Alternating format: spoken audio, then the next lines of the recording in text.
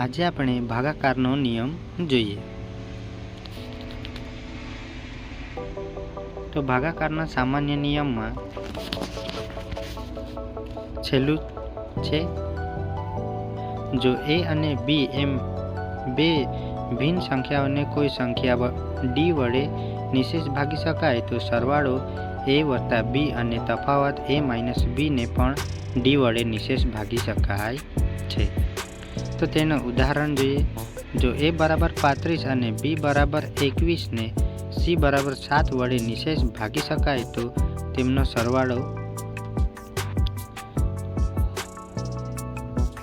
a વત્તા b બરાબર 35 વત્તા 21। તો આપણો જવાબ કેટલો આવશે?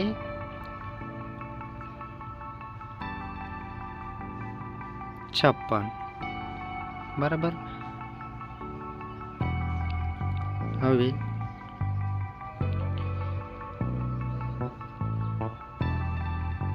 અને તેનો તફાવત જે છે તે આપણને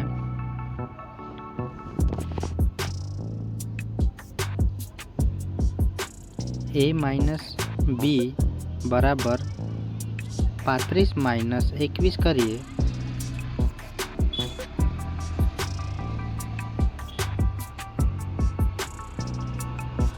તો આપણને અહીં 14 મળે છે।